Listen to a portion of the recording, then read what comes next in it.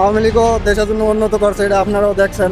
শেখ হাসিনা কিন্তু বলছিল যে পুরোটাই কিন্তু বাহিরের ষড়যন্ত্র। দেখেন, আমি দুই চার কথা বা এক কথা একদিন বলে আরেক কথা আরেকদিন বলি না। আমি বরাবরই যা বলে এসেছি যে আমি রাজনৈতিক পরিবারের সন্তান এবং আমার দেশ এবং আমার দলের প্রয়োজন হলে আমি রাজপথে থাকব, গণতন্ত্রের জন্য, আওয়ামী লীগের জন্য, বাংলাদেশের। এবার সংসদে আওয়ামী লীগ নিষিদ্ধের প্রতিবাদে প্ল্যাকার্ড হাতে রাজপথে কঠোর অবস্থানে নামলেন সোহেল তাজ। আওয়ামী লীগ নিষিদ্ধের সিদ্ধান্ত প্রত্যাহার করা না হলে সংসদ ঘেরাওয়ের হুঁশিয়ারি দেন তিনি। দেশের মানুষের মতামতকে উপেক্ষা করে সংসদে আওয়ামী লীগ নিষিদ্ধের বিল পাশ করার সিদ্ধান্ত একটি আত্মঘাতী সিদ্ধান্ত বলে জানান সোহেল তাজ।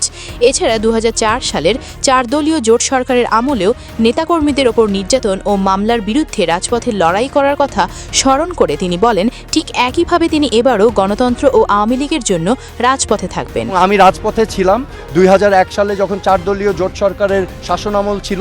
সেই সময় আমাদের সকল নেতাকর্মীদের উপর অত্যাচার, নির্যাতন, মামলা, হত্যাকাণ্ড, এই সকল কিছু মোকাবেলা করেছিলাম রাজপথে থেকে। ঠিক সেভাবে আমি রাজপথে থাকব, গণতন্ত্রের জন্য, আওয়ামী লীগের জন্য, বাংলাদেশের জন্য। তিনি আরও বলেন, আমাদের মহান জাতীয় সংসদ থেকে দিন দিন মানুষের আস্থা উঠে যাচ্ছে।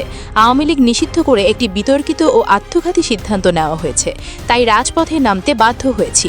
আওয়ামী লীগ কোনো ব্যক্তিবিশেষের দল নয়, এটি গণমানুষের দল। এই নিষেধাজ্ঞা তুলে না নেওয়া হলে পরবর্তীতে সংসদ ঘেরাও করে তীব্র আন্দোলন গড়ে তোলার হুঁশিয়ারি দেন তিনি। আওয়ামী লীগের নিষিদ্ধ